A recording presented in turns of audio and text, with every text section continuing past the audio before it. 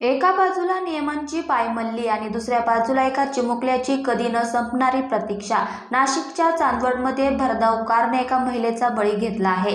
आपल्या पोटच्या गोळ्याला शाळेतून आणण्यासाठी गेलेल्या आईवर काळाने घाला घातला आणि एक कुटुंब उद्ध्वस्त झालंय। एका सुसाट कारने दिलेल्या धडकेत एका महिलेचा जागीच मृत्यू झाला असून एक व्यक्ती गंभीर जखमी झाला आहे। हा सर्व थरार जवळच असलेल्या सीसीटीव्ही कॅमेऱ्यात कैद झाला असून अपघाताचं भीषण स्वरूप पाहून परिसरात संताप व्यक्त केला जात आहे। स्वाती कुंभारडे असं मृत महिलेचे नाव आहे। स्वाती ह्या नेहमीप्रमाणे आपल्या मुलांना शाळेतून घरी आणण्यासाठी पायी निघाल्या होत्या।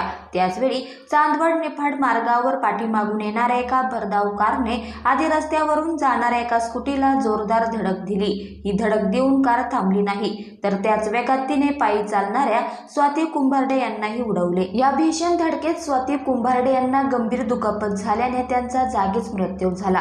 दुसरीकडे कारने आधी ज्या स्कूटीला धडक दिली होती त्यावरील संजय सावद्रे हे देखील गंभीर जखमी झाले आहे। त्यांना तातडीने उपचारासाठी रुग्णालयात दाखल करण्यात आले असून त्यांची प्रकृती चिंताजनक असल्याची माहिती मिळत आहे।